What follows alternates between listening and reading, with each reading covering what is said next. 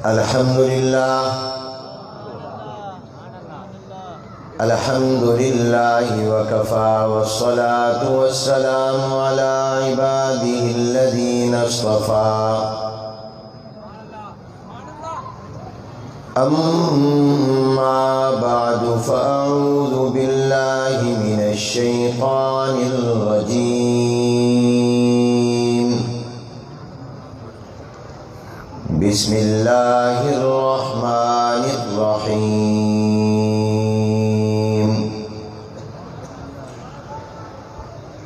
قل هذه سبيلي أدعو إلى الله على بصيرة أنا ومن اتبعني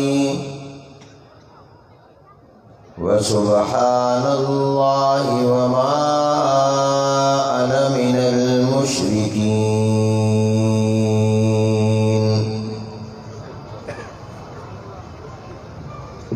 وقال الله تبارك وتعالى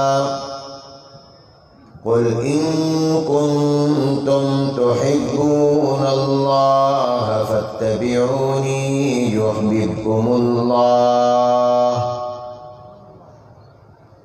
يحببكم الله ويغفر لكم ذنوبكم والله غفور رحيم.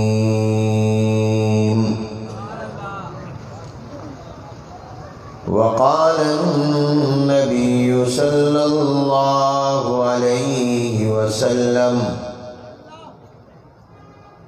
تركت فيكم أمرين لن تضلوا ما تمسكتم بهما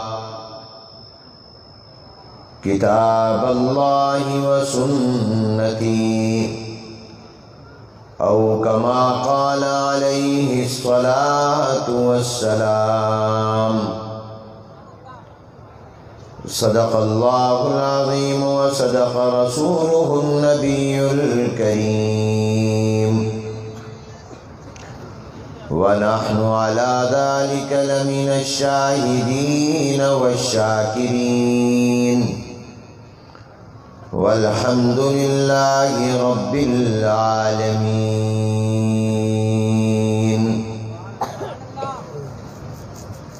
اللهم صل على محمد وعلى آل محمد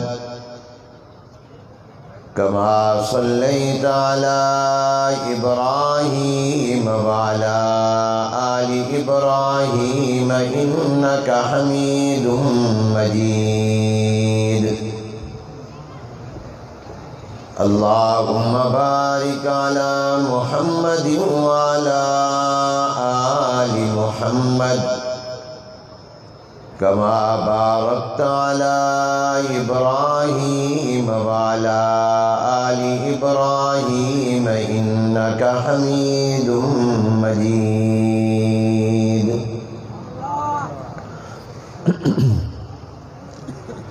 قابل صد احترام حضرات علماء کرام، بزرگان محترم، برادران اسلام اور طلباء عزیز، السلام علیکم ورحمۃ اللہ وبرکاتہ۔ آج بتاریخ 29 جمادی الاخری سن 1441 ہجری مطابق 24 فروری سن 2020 بروز پیر بعد نماز عشاء وطن عزیز اسلامی جمہوریہ پاکستان اور اہل سنت والجماعت کی مشہور و معروف مثالی اور معیاری قدیمی دینی درسگاہ جامعہ اسلامیہ باب العلوم کہروڑ پکا ضلع لودھراں پنجاب پاکستان میں اصح الکتب بعد کتاب اللہ صحیح بخاری شریف اور حدیث کی عظیم و مشہور کتاب طحاوی شریف کی تکمیل اور اس سال اس ادارے سے حافظ اور عالم بننے والے طلباء کی دستار بندی کے مبارک موقع پر ہم سب جمع ہیں۔ میں شکر گزار ہوں ادارے کے محتمم گرامی قدر محترم جناب غلام محمد عباسی صاحب دامت برکاتہم، شیخ الحدیث حضرت مولانا منیر احمد صاحب دامت برکاتہم، اور اپنے مخلص اور محب حضرت مولانا حبیب احمد صاحب دامت برکاتہم، اور جامعہ کے تمام اساتذہ کرام کا، ذمہ داران کا، جنہوں نے اس مبارک اجتماع میں شرکت کی دعوت دے کر ہمیں اس سعادت میں شریک کیا۔ وقت مختصر ہے اس اعتبار سے کہ علماء کرام الحمدللہ ان کی کافی تعداد یہاں موجود ہے، ان کے بیانات ہوں گے، اور میں یہ کوشش کروں گا کہ کم سے کم وقت میں آپ کی خدمت میں دین کی کوئی بات عرض کروں۔ اگرچہ یہ مہارت اور یہ ملکہ اللہ نے عالمی مجلس تحفظ ختم نبوت پاکستان کے مرکزی رہنما حضرت مولانا اللہ وسایہ صاحب دامت برکاتہم کو دیا ہے کہ وہ مختصر وقت میں بہت بڑی بات فرما دیتے ہیں۔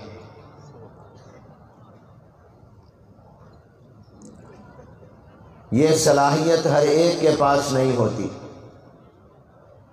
اور میں بھی ان میں سے ہوں جو اس صلاحیت سے محروم ہے۔ آپ کو یاد ہوگا میں نے اپنے مشفق و مہربان اور مربی اور اس ادارے کے روح رواں شیخ الحدیث حضرت مولانا عبدالمجید صاحب رحمۃ اللہ علیہ کی نماز جنازہ کے موقع پر یہ بات عرض کی تھی، جس کو ابھی مولانا حبیب صاحب نے نقل کیا کہ کہروڑ پکا کا پکا آدمی چلا گیا۔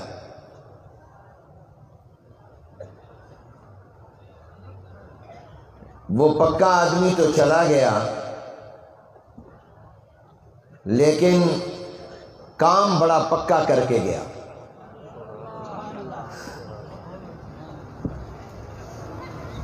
اور اصل یہی ہے کہ کام پکا ہونا چاہیے۔ آپ لوگ کچے ہیں یا پکے ہیں؟ جو کہتے ہیں ہم پکے ہیں وہ ذرا ہاتھ کھڑا کریں، سیدھا ہاتھ کھڑا کرو، سیدھا کرو، اور اسی کھڑے ہاتھ کے ساتھ یہ وعدہ کرو کہ کوئی بھی آئے کوئی بھی جائے آپ اس کو دیکھیں گے جو آپ کے ساتھ بات کر رہا ہوگا، جو یہاں بیٹھ کر آپ کی طرف متوجہ ہوگا، وہ کوئی بھی ہو، میرے بعد بھی اکابر آئیں گے، حضرات آئیں گے۔ یہ عادت غلط ہے، یہ کچے لوگوں کی عادت ہوتی ہے کہ وہ بجائے دین کی بات سننے سمجھنے بیان کرنے والے کی طرف دیکھنے کی بجائے دائیں بائیں دیکھے کون آ رہا ہے کون جا رہا ہے۔ جس نے آنا ہے آپ کے سامنے آنا ہے۔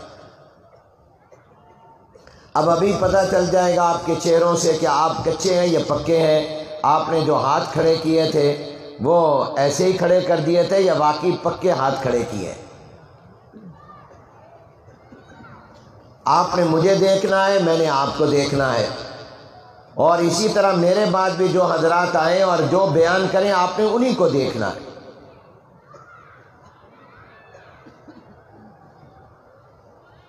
میں آپ کی خدمت میں ایک پکی بات عرض کرنا چاہتا ہوں۔ اسلام کا ایک پکا عقیدہ، نظریہ اور ایک مسئلہ، عقیدہ اور نظریہ نہ ہو، لغوی معنی میں کہا جا سکتا ہے، لیکن بنیادی طور پر یہ پکا مسئلہ یاد کر لیں۔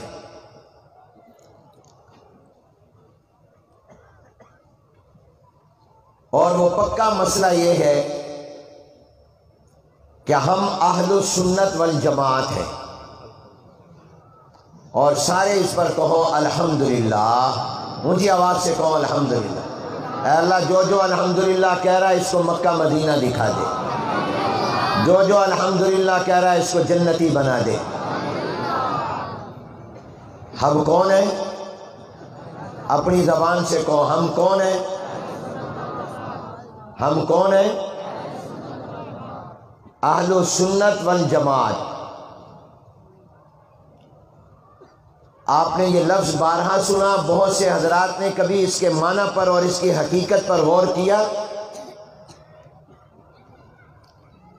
کہ اہل سنت والجماعت ہم جو ہمارا نام ہے اس کا مطلب کیا ہے، اس کا معنی کیا ہے، اس کی حقیقت کیا ہے، اور ہم کیوں اپنے آپ کو اہل سنت والجماعت کہلاتے ہیں؟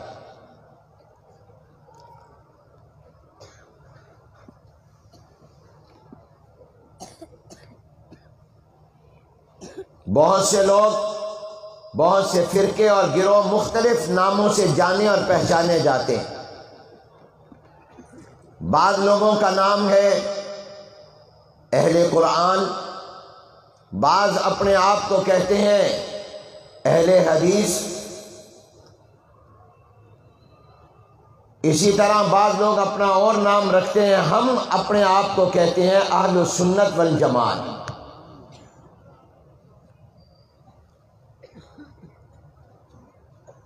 اگرچہ آج کی اس مبارک تقریب میں آپ حدیث کی اہم ترین کتابوں کا آخری سبق سنیں گے، تو آپ کے ذہنوں میں یہ سوال پیدا ہو سکتا ہے کہ کراچی سے پشاور، کوئٹہ سے گلگت، مظفر آباد تک آج کل تمام دینی مدارس و جامعات میں یہ بہار آئی ہوئی ہے، بڑے بڑے اجتماعات ہو رہے ہیں، اور قرآن کریم کے بعد سب سے زیادہ صحیح، معتبر، مستند، مقبول، مشہور، معروف کتاب صحیح بخاری شریف کے خاص طور پر آخری حدیث کا درس ہو رہا ہے، اس کا سبق پڑھایا جا رہا ہے۔ یہ میرے بائیں طرف جو خوش نصیب موجود ہیں، یہ دورہ حدیث سے فارغ ہو رہے ہیں۔ مدرسوں میں آخری سال کی تعلیم والے سال کا نام دورہ حدیث ہے، تو حدیث کی کتاب ختم کر رہے ہو، دورہ حدیث تمہارے نصاب تعلیم، نظام تعلیم کے آخری سال کا نام ہے، پوری 10 کتابیں آخری سال میں تم حدیث کی پڑھاتے ہو، تو تم اپنے آپ کو اہل سنت والجماعت کیوں کہتے ہو؟ اہل حدیث یا کوئی اور نام کیوں نہیں رکھتے ہو؟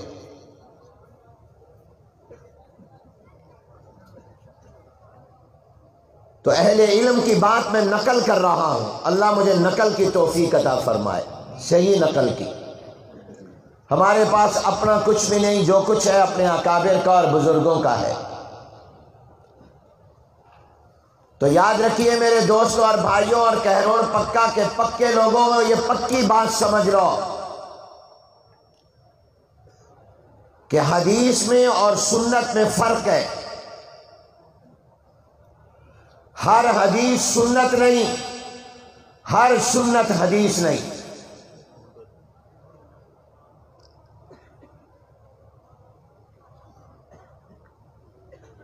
اس فرق کو اپنے ذہن میں رکھو تو آپ کو معنی سمجھ میں آئے گا کہ ہم اپنے آپ کو اہل سنت والجماعت کیوں کہتے ہیں۔ اور اس سے پہلے کہ ان کا فرق جانو اور سمجھو، پہلے حدیث کا معنی سمجھ لو۔ حدیث 4 چیزوں کا نام ہے۔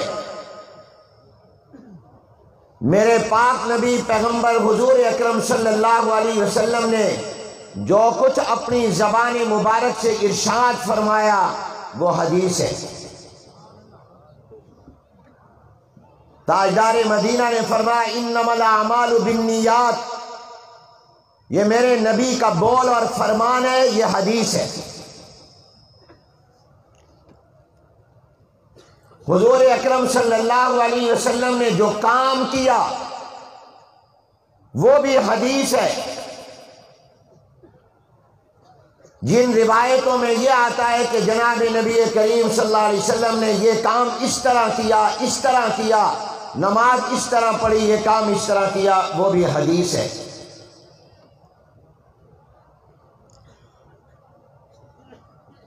حضور اکرم صلی اللہ علیہ وسلم کی تقریر وہ بھی حدیث ہے کہ آقا نامدار جناب نبی کریم حضور اکرم صلی اللہ علیہ وسلم کے سامنے کسی مسلمان نے کوئی بات کہی یا کوئی کام کیا، حضور علیہ السلام نے اس کو روکا ٹوکا نہیں، حضور علیہ السلام خاموش اور چپ رہے۔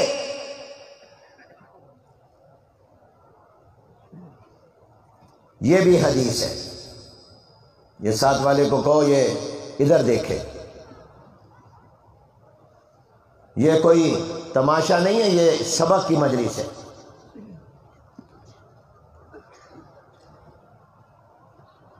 حضور علیہ السلام کی حدیث کا معنی سمجھا رہا ہوں۔ نمبر 1 حضور علیہ السلام کا فرمان وہ حدیث، نمبر 2 حضور علیہ السلام نے جو کام کیا وہ حدیث، نمبر 3 حضور اکرم صلی اللہ علیہ وسلم کے سامنے کوئی کام یا بات کہی گئی اور آپ نے منع نہیں کیا، روکا ٹوکا نہیں، چپ رہے، خاموش رہے، وہ بھی حدیث۔ کسی مولوی اور پیر کا چپ رہنا حدیث نہیں بنتا، نبی کا چپ رہنا بھی حدیث بن جاتا ہے۔ کسی کی خاموشی شریعت نہیں بنتی، اللہ کا نبی اور پیغمبر خاموش رہے وہ بھی دین بن جاتا ہے۔ نمبر 4 حضور اکرم صلی اللہ علیہ وسلم کی صفات، حضور علیہ السلام کے ذاتی حالات جن روایتوں میں بیان ہوئے، صحابہ نے نقل کیے کہ جناب نبی کریم صلی اللہ علیہ وسلم کا چہرہ انور ایسا تھا، آپ کے سر مبارک کے بال ایسے تھے، آپ کی آنکھیں ایسی تھیں، آپ کے ہونٹ مبارک ایسے تھے، آپ کے رخسار ایسے تھے، آپ کے ہاتھ اور پاؤں مبارک ایسے تھے، آپ کا چہرہ انور اس طرح کا تھا، حلیہ مبارکہ یہ تھا۔ جن روایتوں میں حضور اکرم صلی اللہ علیہ وسلم کے ذاتی حالات اور صفات کا بیان ہوا ہے کہ آپ علیہ السلام کا رنگ مبارک ایسا تھا، آپ کا قد مبارک ایسا تھا، آپ کی آنکھیں مبارک ایسی تھیں، آپ کا چہرہ انور ایسا تھا، جن روایتوں میں یہ بیان ہوا ان کو بھی حدیث کہتے ہیں۔ حدیث 4 چیزوں کا نام ہے۔ کہہ رہو پکے والوں میرے ساتھ مل کر اپنی زبان سے کہو تاکہ یہ بات دل و دماغ میں بیٹھ جائے۔ نمبر 1 کہو حضور کا فرمان حدیث ہے، کہو حضور کا سارا مجمع کے جس کو حضور سے محبت ہے جو کہے میں دعا کرتا ہوں اللہ ان کو مدینہ دکھا، گنبد خضرا دکھا، یہ حضور کی محبت میں حضور کی حدیث کا مطلب سمجھ رہے ہیں، ان کو قیامت کے دن حضور کی شفاعت نصیب فرما، حوض کوثر پر پانی کا پیالہ نصیب فرما۔ کہو حضور کا فرمان حدیث ہے، حضور علیہ السلام کا کام مبارک، حضور علیہ السلام کی خاموشی، حضور علیہ السلام کی صفات اور حالات حدیث ہے۔ یہ 4 چیزوں کا نام حدیث ہے۔ اب سنت کا معنی سمجھو۔ سنت کا لغت کے اندر ڈکشنری میں معنی ہے طریقہ، راستہ۔ آپ سے کوئی پوچھ لے سنت کا کیا معنی ہے تو آپ کہیں لغت کے اعتبار سے، ڈکشنری کے اعتبار سے اس کا معنی ہے راستہ، طریقہ۔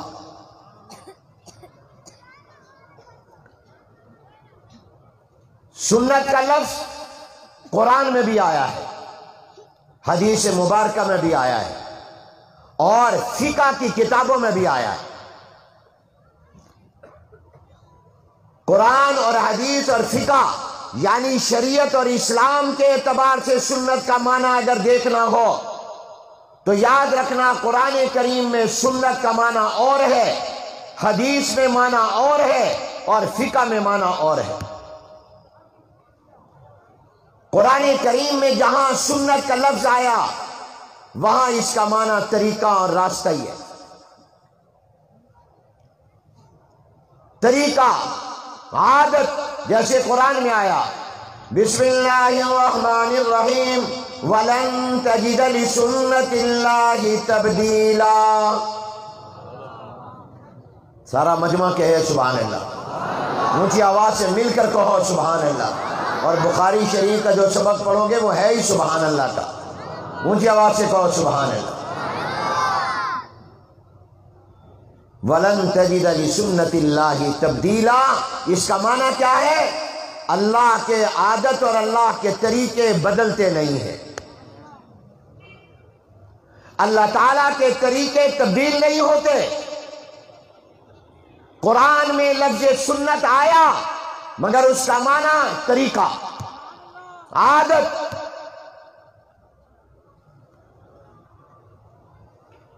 اور دوسرے لفظوں میں یوں کہہ لو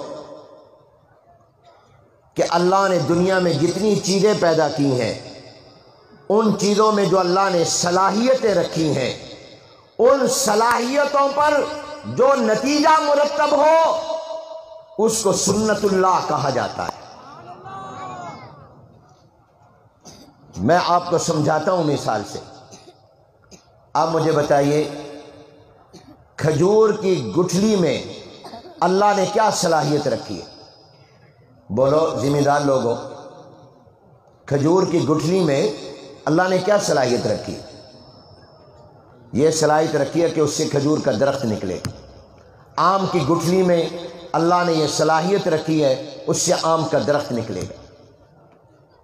گندم کے دانے اور بیج میں اللہ نے یہ صلاحیت رکھی ہے کہ اس سے گندم اگے گی۔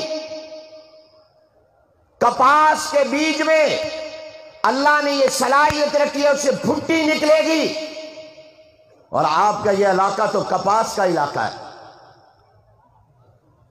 یہ اللہ نے چیزوں میں صلاحیتیں رکھی، ان صلاحیتوں پر جو مسبب مرتب ہو، جو نتیجہ آئے، اس کو اللہ کی سنت کہتے ہیں۔ چنانچہ اللہ کی عادت ہے اگر تم گندم کا دانہ ڈالو گے تو گندم اگے گی، اس سے کبھی گنا نہیں اگے گا۔ یہ اللہ کی عادت اور طریقہ جو بدلے گا نہیں، ایسا نہیں ہو سکتا کہ آپ کھیت میں ڈالیں تو گندم کا دانہ اور نکلے جو نکلے کپاس، ایسا نہیں ہو سکتا۔ آپ جس چیز کا بیج ڈالیں گے وہی چیز نکلے گی۔ اس کو کہتے ہیں سنت۔ قرآن میں اللہ نے کہا وَلَن تَجِدَ لِسُنَّةِ اللَّهِ تَبْدِيلًا، طریقہ نہیں بدلتا، جو اللہ نے خاصیت اور صلاحیت رکھی ہے۔ آگ کے اندر اللہ نے صلاحیت رکھی ہے جلانے کی، تو جب بھی آپ آگ کو ہاتھ لگاؤ گے وہ آپ کو جلائے گی۔ یہ سنت اللہ کی یہی ہے۔ آپ کے ذہن میں سوال پیدا ہو سکتا ہے کہ مولانا آگ کا کام جلانا ہے تو پھر اس نے ابراہیم علیہ السلام کو کیوں نہیں جلایا؟ جب اللہ کی سنت نہیں بدلتی تو سنت تو یہ ہے کہ آگ جلائے گی۔ آگ میں اللہ نے جلانے کی صلاحیت اور خاصیت رکھی ہے، پھر اس نے ابراہیم علیہ السلام کو کیوں نہیں جلایا؟ تو جواب یاد رکھ لینا، یہ خرق عادت ہے۔ یہ عادت کے خلاف اللہ نے اپنی قدرت کا اظہار کیا ہے۔ کبھی کبھی اللہ اپنی قدرت کاملہ کا اظہار بھی کر دیتے ہیں۔ بسم اللہ الرحمن الرحیم قلنا یا نار کونی بردا وسلاما علی ابراہیم۔ ہم نے کہا آگ خبردار ابراہیم کو جلانا نہیں ہے، ٹھنڈی ہو جا۔ چھری کا کام کاٹنا ہے، خون نکالنا ہے، ذبح کر دینا ہے، یہ سنت ہے، یہ عادت ہے۔ سنت اللہ یہی ہے، یعنی اللہ نے چھری میں یہ صلاحیت خاصیت پیدا کی ہے، وہ کاٹے گی، رگوں کو کاٹ کر تن سے جدا کر دے گی، مگر یہی چھری بھلے ابراہیم کے ہاتھ میں ہو، اسماعیل کے گلے پر چل رہی ہو، یہ نہیں کاٹے گی۔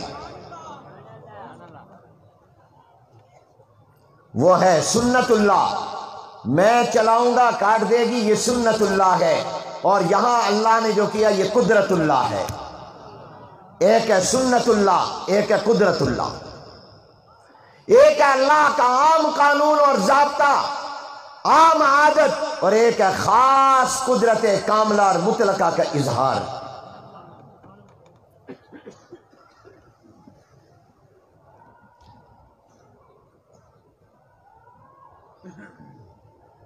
تو میرے دوستوں اور بھائیوں، سنت کا لفظ قرآن میں اس معنی میں آیا، سنت کا لفظ حدیث میں بھی آیا ہے۔ حضور علیہ السلام نے کئی حدیثوں میں فرمایا، میں نے ابھی پڑھی ترکت فیکم امرین، تو اس میں بھی فرمایا سنتی، علیکم بسنتی۔ حدیث میں جو لفظ سنت آیا اس کا معنی کیا ہے؟ علماء نے لکھا الطریقۃ المسلوکہ، یعنی وہ راستہ جس پر آپ کو اور مجھے چلنا ہے، دینی راستہ، لغت میں عام راستہ، اور شریعت میں حدیث کی زبان میں سنت کا معنی ہے دین کا راستہ، جس پر میں نے اور آپ نے چلنا۔ اور فقہ کے اندر بھی سنت کا لفظ ہے، فقہ میں جو سنت کا لفظ ہے وہ اس کے احکام کا ایک درجہ ہے۔ فقہا نے پھر تقسیم کی ہے مؤکدہ اور غیر مؤکدہ، یہ سنت مؤکدہ یا غیر مؤکدہ۔ فقہ کی زبان میں، فقہ کی اصطلاح میں، سنت عبادت کے اس درجے کا نام ہے جو واجب سے نیچے، مستحب سے اوپر ہے، جو واجب بھی نہیں، جیسے وتر کی نماز واجب ہے، مستحب بھی نہیں، بلکہ واجب اور مستحب کے درمیان جو حکم کا درجہ ہے اس کو سنت کہتے ہیں فقہ کی اصطلاح میں۔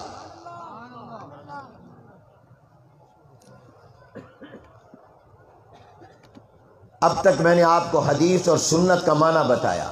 حدیث 4 چیزوں کا نام ہے، سنت کا لغوی معنی طریقہ ہے، راستہ ہے۔ سنت کا لفظ قرآن میں، حدیث میں، فقہ میں آیا ہے۔ قرآن میں اس کا معنی کیا ہے، حدیث میں کیا ہے، فقہ میں کیا ہے، میں نے آپ کو بتایا۔ سمجھ آئیے بات کہ نہیں آئی بات؟ بولو، پکے ہو کچے ہو؟ دماغ پکے ہیں کچے ہیں؟ پکے ہیں، یہ بات پکی یاد رکھو گے۔ اب سنو، حدیث اور سنت کا معنی سمجھنے کے بعد اب ان کا فرق سمجھو۔ یہ جلسے دین کو سمجھنے کے لیے ہوتے ہیں، یہ کوئی رسم نہیں ہے۔ اور مولانا حبیب صاحب کہتے تھے یہ چندے کے لیے جلسہ نہیں ہے، لیکن دیکھو انہوں نے چندہ مانگا بھی نہیں، مانگ بھی گئے۔ یعنی یوں مانگ گئے کہ آپ کے سامنے اپنی ضرورت کا اظہار تو کر دیا نا۔ اور واقعتاً آج کل مدارس اور جامعات کے پاس تنخواہوں کے پیسے بھی نہیں۔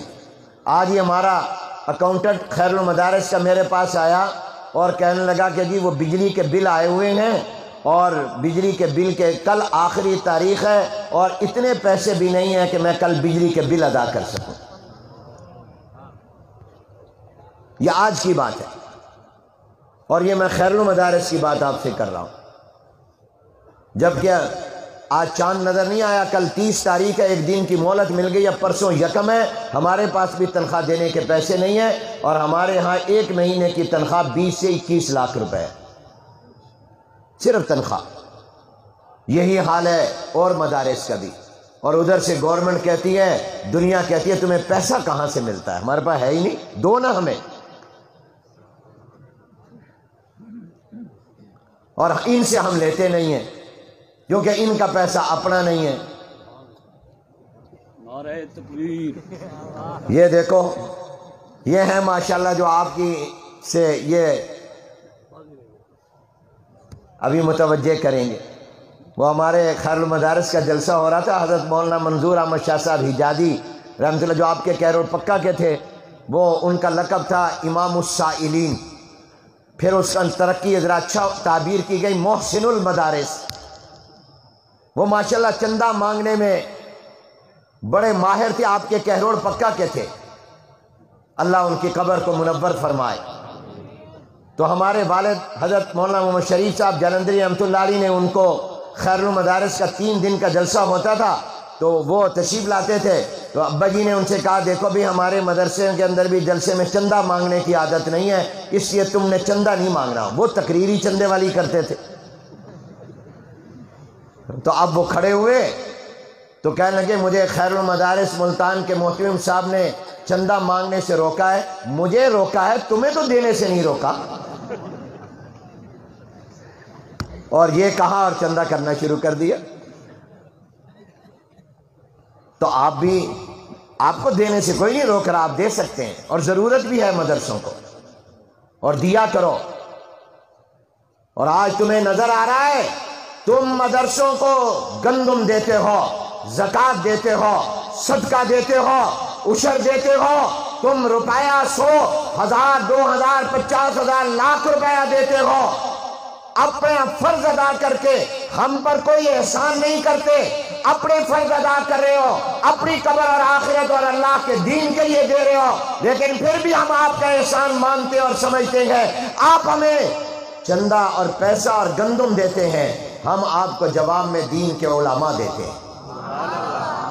کھڑے ہو جاؤ بھائی، کھڑے ہو جاؤ، سارے ان کو دیکھو بائیں طرف اور سارے کہو مبارک مبارک، بلند آواز سے کہو مبارک مبارک۔ تم کہو سارے مل کر خیر مبارک، میں کہتا ہوں مبارک مبارک۔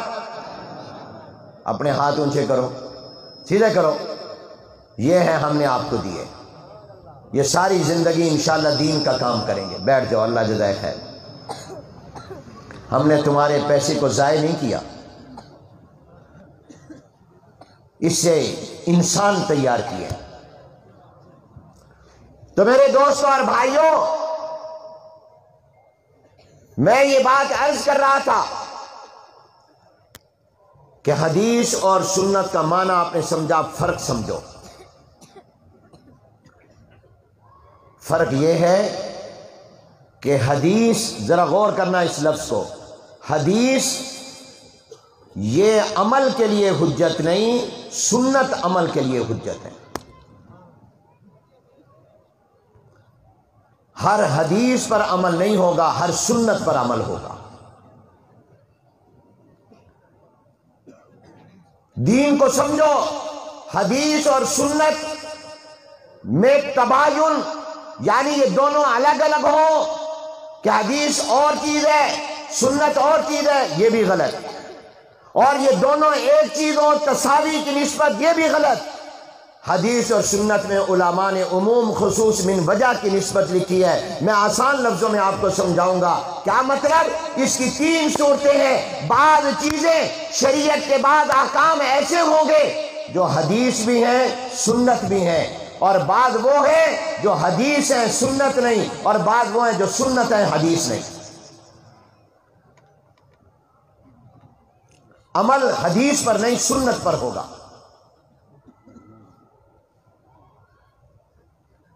میری بات سمجھ آ رہی ہے کہ نہیں آ رہی؟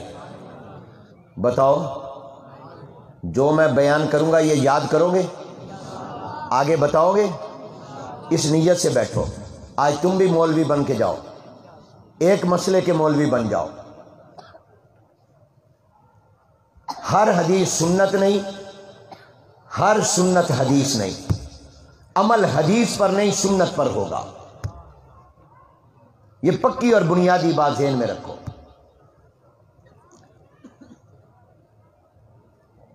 ہمارے علماء بیٹھے ہیں، جہاں یہ نسبت ہوتی ہے نا عام اور خاص کی، تو وہاں 3 مادے اور 3 صورتیں ہوتی ہیں۔ ایک کو کہتے ہیں جہاں دونوں جمع ہو جائیں، اور ایک وہ جس میں یہ ہو اور یہ نہ ہو، اور ایک وہ جس میں یہ ہو یہ نہ ہو۔ یعنی ایک مادہ اجتماعی، 2 مادے اشتراکی۔ میں آسان لفظوں میں سمجھاؤں گا میرے دوستوں اور بھائیوں۔ پہلا مادہ اشتراکی یعنی الگ الگ، یہ وہ کہ بہت سی چیزیں ایسی ہیں جو حدیث تو ہیں مگر وہ سنت نہیں ہے، وہ حضور علیہ السلام کی سنت نہیں ہے، ان حدیثوں پر عمل نہیں ہوگا۔ وہ حدیثیں 3 طرح کی ہیں، جو حدیثیں سنت نہیں ہیں ان پر عمل نہیں ہوگا۔ نمبر 1 یاد رکھو، منسوخ، وہ حدیثیں جن کا حکم حضور علیہ السلام نے خود فرما دیا ختم، اپنے قول یا عمل سے ان کو منسوخ کر دیا، کینسل کر دیا. ایسی حدیثیں جن میں ان چیزوں کا بیان ہو جو منسوخ ہو چکی ہیں، وہ حدیث تو ہے، وہ سنت نہیں ہے. میں مثال دیتا ہوں آپ.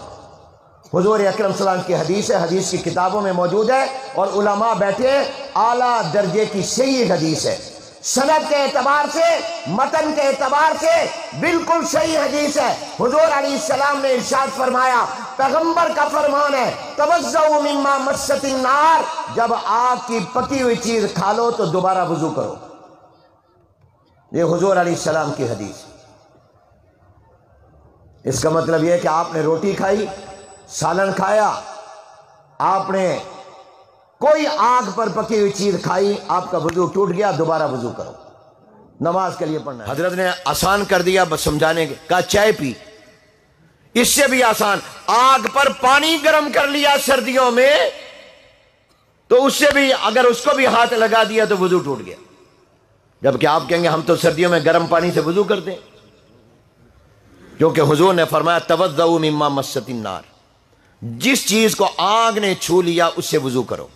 یہ حدیث ہے، حدیث کی کتابوں میں موجود ہے اور بالکل صحیح حدیث ہے. لیکن آپ مجھے بتاؤ یہ حکم باقی ہے یا آقا انعامدار صلی اللہ علیہ وسلم نے خود ختم کر دیا؟ یہ منسوخ ہے، کینسل ہو گیا.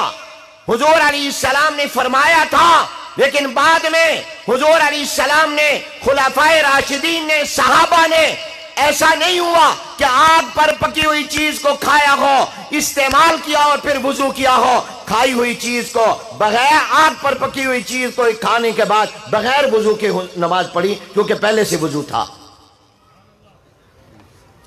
اب یہ حدیث ہے، سنت نہیں ہے. میرے اور آپ کے لیے یہ عمل نہیں ہوگا کہ میں کہوں حدیث میں آیا ہے لہذا تم نے اگر چائے پی لی ہے وضو ٹوٹ گیا دوبارہ وضو کرو، کیونکہ یہ منسوخ ہو چکا ہے. یہ کیا ہو چکا ہے؟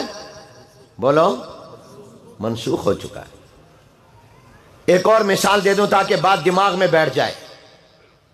شروع زمانہ اسلام میں نماز کے اندر بات چیت کرنے کی، بولنے کی اجازت تھی. نماز ہو رہی ہوتی، آپ میری طرف دیکھیں، نماز ہو رہی ہوتی، جماعت کھڑی ہوتی، کوئی جماعت کھڑی ہونے کے بعد آتا تو آ کر پوچھتا نمازیوں سے کتنی رکعتیں ہو گئی ہیں، کتنی رکعتیں ہو گئی؟ تو وہ کہتا ہے ایک ہو گئی ہے، دو ہو گئی ہے. تو وہ جلدی سے پہلے جو رہ گئیں وہ ایک یا دو پڑھ لیتا، پڑھ کر پھر امام کے ساتھ شامل ہو جاتا، امام کے ساتھ سلام پھیر دیتا. اور اتنی نماز میں بات چیت کی اجازت تھی. لیکن یہ بات چیت کی اجازت باقی رہی یا ختم ہو گئی؟ بولو، آپ کو میں بات چیت کی اجازت دے رہا ہوں، بولو، آپ نماز میں نہیں ہیں. یہ بات چیت کی اجازت جو نماز میں شروع میں تھی یہ باقی ہے یا ختم ہو گئی؟ یہ باقی ہے یا منسوخ ہے؟ یہ حدیث ہے، سنت نہیں ہے. حدیث میں آ رہا ہے، حدیث کی کتابوں میں یہ حدیثیں موجود ہیں کہ بات چیت ہوتی تھی. اور کیسے ختم ہوئی؟ حضرت معاذ بن جبل رضی اللہ تعالیٰ عنہ ایک مرتبہ تشریف لائے، آقا انعامدار تاجدار مدینہ رحمت عالم حضرت محمد الرسول اللہ صلی اللہ علیہ وسلم نماز پڑھا رہے تھے. حضرت معاذ بن جبل رضی اللہ تعالیٰ عنہ کے عشق رسالت نے یہ گوارا نہ کیا کہ میں کسی سے پوچھوں اور پھر حضور الگ نماز پڑھا رہے ہوں، میں الگ پڑھ کر پھر حضور کے ساتھ شامل ہوں، حضور الگ اسی وقت میں نماز پڑھا رہے، میں الگ اپنی رکعتیں رہی ہوئی پوری کروں. ان کی محبت نے یہ گوارا نہ کیا، وہ بغیر پوچھے نماز میں شامل ہو گئے. حضور نے سلام پھیرا تو باقی نماز رکعتیں جو رہ گئی تھی حضرت معاذ کھڑے ہو کر پوری کر رہے تھے. حضور نے دیکھ لیا. اب اس وقت تک تو یہ تھا کہ پہلے پوری کر لیتے تھے. حضور نے فرمایا آؤ بھئی معاذ، تو نے نمازی سے پوچھ کر پہلے کیوں نہیں پوری کر لی، بعد میں میرے سلام پھیرنے کے بعد کیوں پوری کر رہا ہے؟ انہوں نے کہا یا رسول اللہ میرے دل نے گوارا نہ کیا کہ میرا نبی نماز پڑھا رہا ہوں میں الگ اسی جگہ نماز پڑھوں. بعد میں تو آپ فارغ ہو چکے ہوں گے، پھر تو میں پڑھ لوں. میری محبت نے یہ گوارا نہیں کیا. اللہ اکبر. صحابی نے جس چیز کو پسند کیا اللہ کے نبی نے مہر لگا کر مسئلہ تبدیل کر دیا. کیا مقام ہے صحابہ کا. حضور علیہ السلام نے کیا الفاظ فرمائے, فرمایا ان معاذ سن لکم سنتن فاتبعوها. آج معاذ بن جبل نے جس طریقے اور سنت کی بنیاد رکھ دی ہے, اور لوگوں آج کے بعد اسی طریقے پر عمل کرنا. نماز ہو رہی ہو, امام پڑھا رہا ہو, جماعت کھڑی ہو, آ کر مقتدی سے نہ پوچھنا کتنی رکعتیں ہو گئی, پوری کر کے شامل نہ ہونا, اسی میں شامل ہو جانا. جو رہ جائیں نماز امام کے سلام پھیرنے کے بعد پوری کرنا. مسبوق کی نماز کا طریقہ بدل گیا معاذ بن جبل کی وجہ سے. اونچی آواز سے کہو سبحان اللہ. جس کو سمجھ آیا اونچی آواز سے کہو سبحان اللہ. کیا مقام ہے صحابہ کا. شریعت کے مسئلے بدل گئے صحابہ کی وجہ سے. یہ اللہ کا غیبی نظام تھا. اب مجھے بتائیے, اور اس کے بعد پھر قرآن کی آیت نازل ہوئی, بسم اللہ الرحمن الرحیم وقوموا للہ قانتین. اے ساکتین صامتین, اللہ نے کہا جب نماز میں کھڑے ہو تو چپ, بات نہیں کرنی. حضرت زید بن ارقم رضی اللہ تعالیٰ عنہ فرماتے ہیں جب یہ آیت مبارکہ نازل ہوئی, نہینا عن الکلام فی الصلاۃ وامرنا بالسکوت, ہمیں نماز میں بات چیت کرنے سے روک دیا گیا, نماز میں چپ رہنے کا حکم آ گیا. اب یہ حدیث کی کتابوں میں حدیث تو موجود ہے, اس حدیث پر عمل ہوگا بھئی کہ نہیں ہوگا؟ اس پر عمل ہوگا یا سنت پر عمل ہوگا؟ سنت جو ہمیشہ عمل رہا, بات والا عمل جو ہمیشہ جاری رہا, وہ کیا ہے؟ نماز میں بات کرنے کا, پوچھنے کا یا نہ پوچھنے کا؟ نہ پوچھنے کا. یہ حدیثیں منسوخ ہیں, حدیثیں ہیں مگر یہ سنت نہیں ہے, ان پر عمل نہیں ہوگا. نمبر 2, وہ حدیثیں جو حضور علیہ السلام کے ساتھ خاص ہیں, جن میں وہ چیزیں بیان ہوئیں جو حضور کے ساتھ خاص ہیں, وہ حدیث ہیں مگر سنت نہیں ہے, امت ان پر عمل نہیں کرے گی. مثال ایک دیتا ہوں, وقت کم ہے. حضور علیہ السلام نے کتنے نکاح کیے؟ 4 یا 4 سے زیادہ؟ بولو اونچی آواز سے بولو. اب بتاؤ, نماز میں بات چیت والا پہلا مسئلہ بتایا, وہ اب نماز میں بات چیت جائز ہے یا نہیں؟ لیکن وہاں مکے مدینے میں حرم شریف میں جاؤ نا, کئی عرب جو ہوتے ہیں نا, وہ اگر نماز میں کھڑے ہیں اور ٹیلی فون موبائل کی گھنٹی بجی ہے تو وہ جیب سے نکالتا ہے اور دیکھتا ہے کس کا نمبر ہے, اور پھر فوراً آن کر کے کہتا ہے انا فی الصلاۃ, میں نماز میں ہوں. یہ ان کے لیے شاید گنجائش ہوگی, ہمارے لیے گنجائش نہیں ہے. تو میرے دوستوں اور بھائیوں, پہلی مثال میں نے وہ دی جو حدیثیں منسوخ ہیں, وہ حدیثیں سنت نہیں ہیں. دوسری مثال جو حضور کے ساتھ خاص ہے, جیسے 4 سے زیادہ عورتوں سے نکاح, یہ امام الانبیاء رحمت عالم حضور اکرم صلی اللہ علیہ وسلم کی خصوصیت ہے. آپ نے 11 نکاح کیے, اور یہ روایتوں میں, حدیثوں میں موجود ہے, اور ان بچوں نے جو حدیث کی کتابیں پڑھی ہیں ان میں موجود ہے کہ آپ نے 4 سے زیادہ نکاح کیے ہیں. یہ حدیث ہے مگر سنت نہیں ہے. میں اور آپ 4 سے زیادہ نہیں کر سکتے, ہمارے لیے حکم ہے 4 تک کر سکتے ہو, 4 سے زیادہ نہیں کر سکتے. بسم اللہ الرحمن الرحیم فانکحوا ما طاب لکم من النساء مثنی وثلاث ورباع. تم کتنی کر سکتے ہو؟ 4. تم کو ہماری تو بیگم اجازت ہی نہیں دیتی, ڈنڈے مار کے باہر نکال دے گی, تو ایک ہی کافی ہے. اگر مار کھانے کے لیے تیار نہیں ہو تو ایک ہی کافی ہے. لیکن 4 تک کی شریعت نے اجازت دی ہے. اب حضور علیہ السلام کی تو 4 سے زیادہ شادیوں کا ذکر حدیث میں, نکاحوں کا ذکر حدیث مبارکہ میں, مگر یہ حدیث ہے, سنت نہیں, کیونکہ یہ حضور کے ساتھ خاص ہے صلی اللہ علیہ وسلم, یہ آپ کی خصوصیت. تیسری وہ حدیثیں سنت نہیں جن میں حضور علیہ السلام نے کسی مصلحت کی بنا پر, کسی ضرورت کی بنا پر کوئی کام کیا یا بات فرمائی, وہ حدیث ہے, سنت نہیں. مثلا 1-2 مثالیں دے دیتا ہوں. حدیث میں آتا ہے جناب نبی کریم صلی اللہ علیہ وسلم نے کھڑے ہو کر پیشاب کیا, یہ حدیث ہے. لیکن آپ کا کیا خیال ہے کہ سنت بھی یہی ہے؟ بولو، بیٹھ کر پیشاب کرنا یا کھڑے ہو کر؟ بیٹھ کر۔ اب کھڑے ہو کر حضور نے کیوں پیشاب کیا؟ یہ حدیث تو ہے، یہ کسی مجبوری کی وجہ سے، ضرورت کی وجہ سے، وہ جگہ ٹھیک نہیں تھی بیٹھنے کے لیے، تو حضور نے مسئلہ بتا دیا کہ مجبوری کے وقت میں گنجائش ہے۔ اگر ایک آدمی ایسی جگہ پر ہے کہ جہاں بیٹھنے کی جگہ صحیح نہیں ہے، یا اس کی ٹانگوں میں درد ہے، وہ بیٹھ نہیں سکتا، کوئی اس کو بیماری، کوئی تکلیف ہے، تو مجبوری کے وقت میں، ضرورت کے وقت میں اس کے لیے اجازت ہے، گنجائش ہے، جائز ہے، مگر یہ سنت نہیں۔ سنت تو بیٹھ کر پیشاب کرنا ہے۔ حضور علیہ السلام نے فرمایا مغرب کی اذان کے بعد مغرب کی نماز سے پہلے نفل اور سنت، نفل پڑھنا چاہو تو پڑھ لو۔ پھر پوچھا، فرمایا پڑھ لو۔ تیسری دفعہ فرمایا لمن شاء، جو چاہے پڑھ لے۔ تو حضور نے یہ جو فرمایا یہ بھی سنت ہے یا حضور نے اجازت دی ہے؟ مسئلہ بتایا کہ اگر کوئی پڑھنا چاہے، نماز مغرب لیٹ نہ ہو رہی ہو تو پڑھ سکتا ہے۔ یہ حضور نے جو فرمایا صلو قبل صلاۃ المغرب، یہ اس وجہ سے تاکہ مسئلہ سمجھ آ جائے کہ عصر کی نماز کے بعد جو نفل پڑھنا منع ہے، جو مکروہ ہے، یہ سورج کے غروب ہونے تک ہے۔ جب سورج غروب ہو جائے پھر آپ نفل پڑھ سکتے ہیں۔ یہ عصر کے بعد جو نفل پڑھنا منع تھے، یہ ہمیشہ کے لیے منع نہیں ہے۔ یہ مسئلہ بتانے کے لیے حضور نے فرمایا، کسی مصلحت کے لیے۔ یہ سنت نہیں ہے کہ آپ کہو جی یہ سنت ہے، میں نماز پڑھتا ہوں، میں مغرب کے اذان کے بعد نماز سے پہلے نفل پڑھنے لگ جاؤ، نہیں۔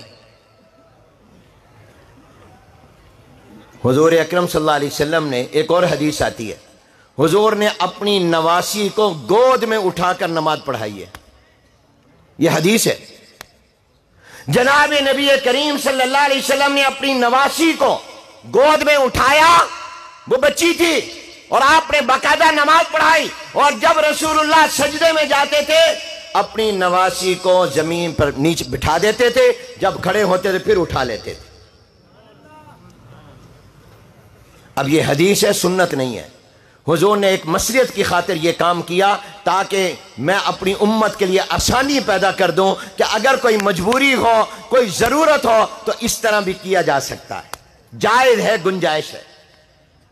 آپ کے پاس بچہ ہے اور آپ کہیں نماز پڑھیں جا رہے ہیں، کہیں سفر میں یا کہیں پر ہیں، اور آپ کو خطرہ ہے اگر میں نے نماز بھی پڑھنی ہے اور میرے پاس بچہ بھی ہے، کوئی اور ہے نہیں جس کو میں پکڑا دوں، اگر میں بچے کو بٹھاتا ہوں کہیں ڈاکو اٹھا کر نہ لے جائیں، چور نہ لے جائیں، کوئی بھیڑیا، کوئی کتا، کوئی درندہ آ کر اس کا نقصان نہ کر دے، اس کی جان کو تکلیف نہ پہنچا دے۔ تو آمنہ کے لال نے امت کو کہا پریشان نہ ہو، میں محمد آیا ہی آسانی پیدا کرنے کے لیے ہوں، تم اس کو گود میں اٹھا کر نماز پڑھ لو۔ اگر کسی ماں کو گھر میں اس کی بچہ دور نہیں ہوتا، جدا نہیں ہوتا، وہ کسی اور کو دیتی ہے، پکڑاتی ہے، وہ رونے لگ جاتا ہے، جاتا نہیں اس کے پاس۔ اب مجبوری ہے، ماں نے نماز پڑھنی ہے، نماز کا وقت جا رہا ہے، اگر وہ ماں اپنے بچے کو یا بچی کو گود میں لے کر نماز پڑھے، سجدے کے وقت میں بٹھا دے، تو فرمایا اس کی بھی گنجائش ہے۔ لیکن یہ نہیں ہے کہ آپ معمول بنا لیں اور کرنے لگ جائیں کہ بچوں کو گود میں اٹھا کر جی یہ سنت پر عمل ہو رہا ہے۔ نہیں، یہ مجبوری کے وقت میں ہے، ہر وقت میں نہیں، نارمل حالات میں نہیں۔ تو یہ حدیث ہے، سنت نہیں ہے۔ بات سمجھ میں آ گئی؟ یہ میں نے مثالیں دیں کہ وہ چیزیں جو حدیث ہیں سنت نہیں ہیں۔ یہ تین طرح کی حدیثیں ہیں جو منسوخ ہیں، جو حضور علیہ السلام کے ساتھ خاص ہیں، جن میں کسی ضرورت کی خاطر آپ علیہ السلام نے گنجائش کو بیان کیا ہے۔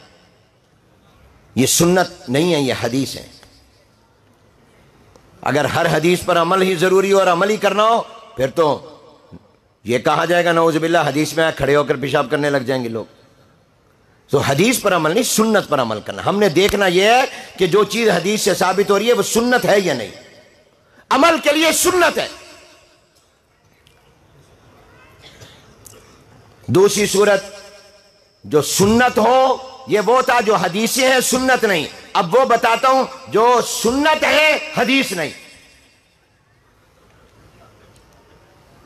آپ مجھے بتائیے، آپ تراویح، رمضان آ رہا ہے، اللہ مجھے اور آپ سب کو نصیب فرمائے، آمین کہہ دو۔ آنے والا رمضان کل شام سے رجب شروع ہو جائے گا، اور رجب کے آنے پر چاند دیکھنے پر حضور دعائیں شروع کر دیتے، اللہ رجب و شعبان میں برکت دے، رمضان عطا فرما۔ آپ سے پوچھتا ہوں، مجھے بتاؤ رمضان میں تراویح کتنی پڑھو گے؟ جو کہتے ہیں 20 پڑھیں گے وہ ہاتھ کھڑا کرے۔ ماشاءاللہ، تراویح ہے ہی 20، وہ تہجد کی نماز 8 رکعتیں ہیں۔ تراویح 20 نہیں ہے، 8 نہیں ہے، تراویح 20 ہے، تہجد کی رکعتیں، تہجد کی نماز کی 8 ہے رکعتیں۔ اب یہ بتاؤ، یہ 20 رکعت تراویح اکیلے اکیلے پڑھو گے یا جماعت کے ساتھ مسجد میں امام کے پیچھے پڑھو گے؟ اب ایک امام کے پیچھے مسجد میں جماعت کے ساتھ تراویح، یہ حضرت عمر کی سنت ہے، حضرت عمر نے اس کو سنت قرار دیا ہے، یہ حدیث نہیں ہے۔ لیکن ہم عمل اس پر بھی کریں گے، کیونکہ جناب نبی کریم صلی اللہ علیہ وسلم فرمایا علیکم بسنتی وسنت الخلفاء الراشدین المہدیین، میری سنت پر عمل کرو اور میرے ابو بکر عمر عثمان علی خلفاء راشدین کی سنت پر بھی عمل کرو۔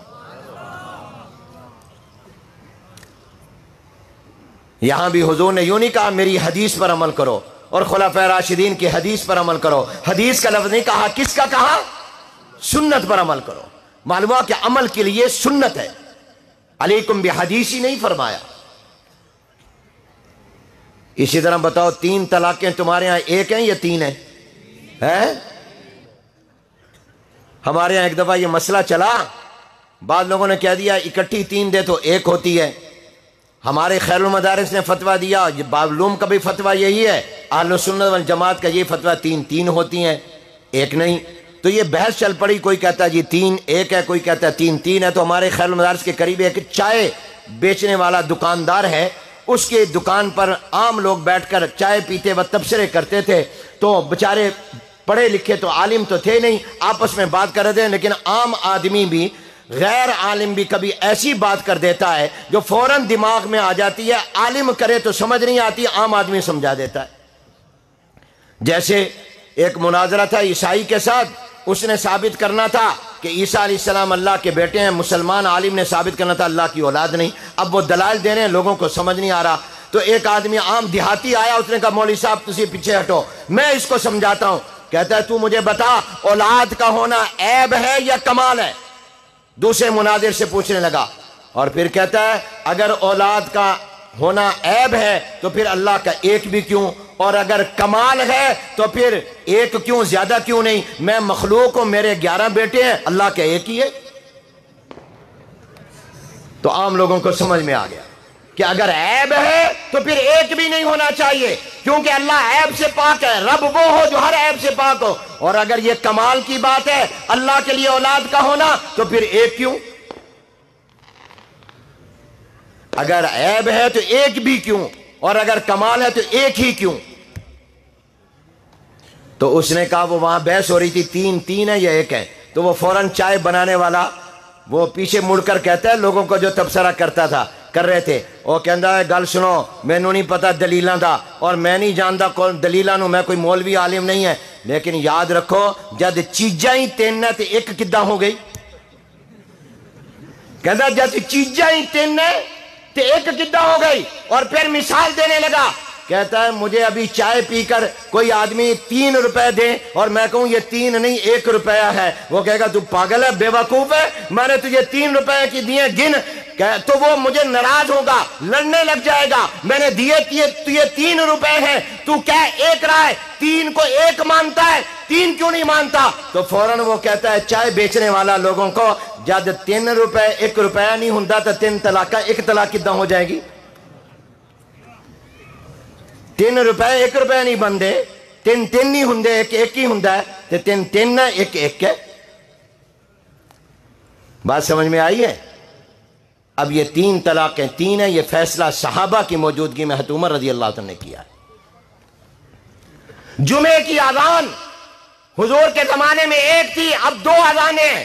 یہ پہلی اذان جمعے کی حضرت عثمان غنی رضی اللہ عنہ نے شروع کی، یہ سنت ہے، حدیث نہیں ہے، کیونکہ حدیث تو میں نے آپ کو بتایا حضور کے قول اور فعل اور حضور کی خاموشی اور حضور اکرم صلی اللہ علیہ وسلم کے ذاتی حالات کو کہتے ہیں، یہ سنت ہے، اور بہت سی مثالیں دی جا سکتی ہیں۔ اور ایک صورت ہوتی ہے کہ حدیث بھی اور سنت، یہ بے شمار ہے. یہ بہت ساری سنتیں جو میں اور آپ، کھانے کی، پینے کی، سونے کی، نمازوں کی سنتیں، نمازوں سے پہلے بعد، یہ جتنی سنتیں ہیں یہ حدیث میں آئی ہیں. یہ حدیث بھی ہیں، سنت بھی ہیں. تو اب آپ مجھے کہہ رہے ہو پکا کہ لوگوں ذرا مجھے بتاؤ آپ کیا سمجھے، عمل حدیث پر کرنا ہے یا سنت پر کرنا ہے؟ بولو بولو.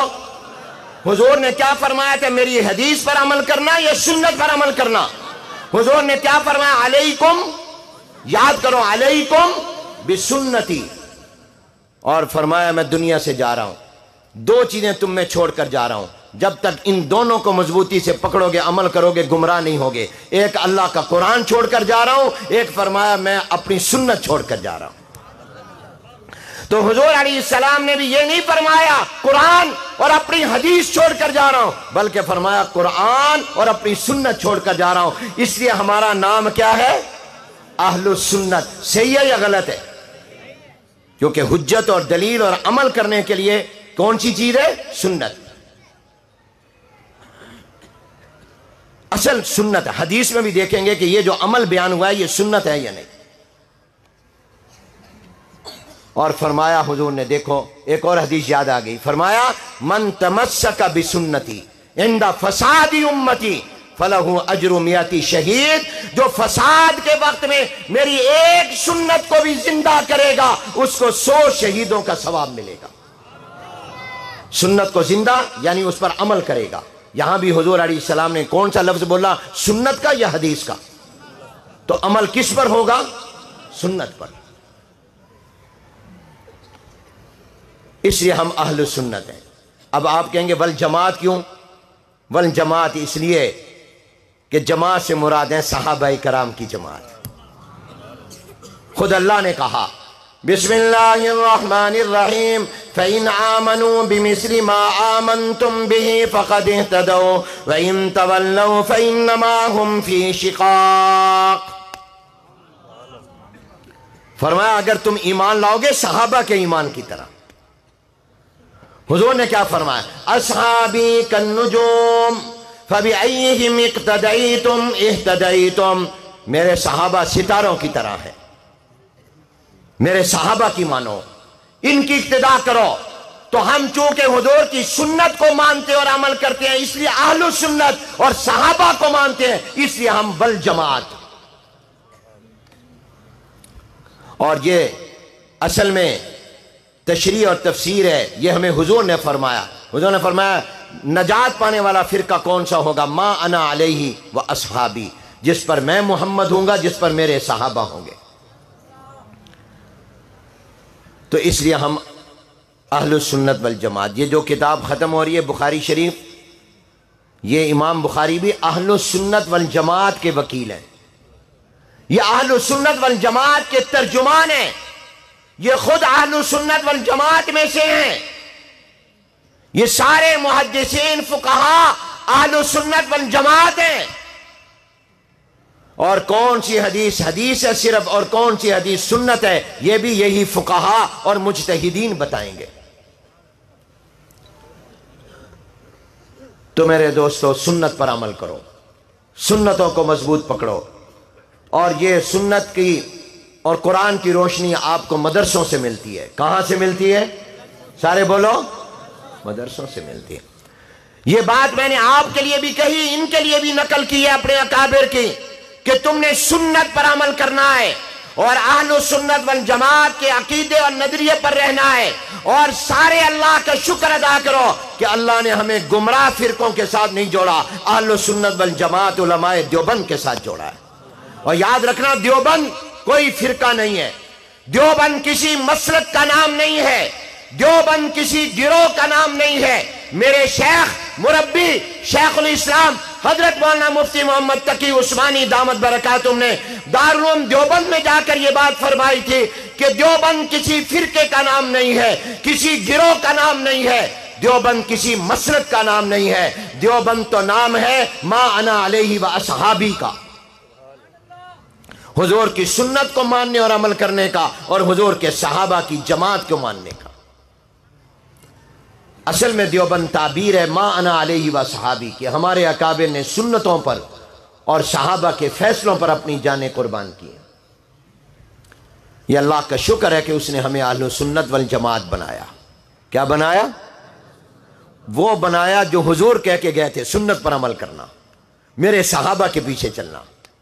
الحمدللہ ہم ان پر ہیں اور دنیا کی کوئی طاقت اس سے نہ ہٹا سکی نہ ہٹا سکے گی.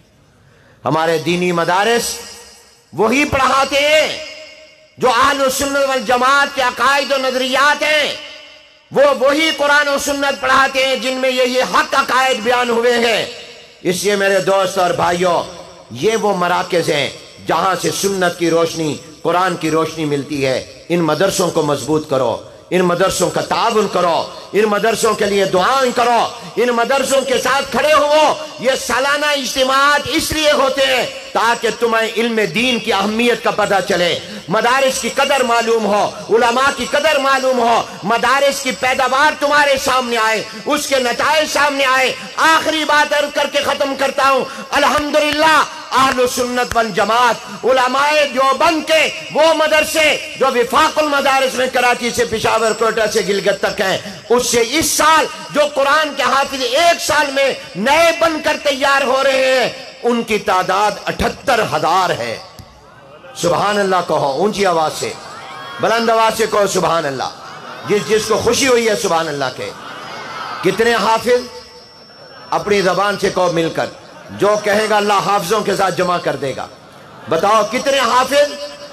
78,000 ایک سال میں. اور ان میں 15,000 بچیاں ہیں جو قرآن کی حافظہ بنی ہیں. وہ قرآن پڑھتے ہوئے بچوں کو دودھ پلائیں گی انشاءاللہ.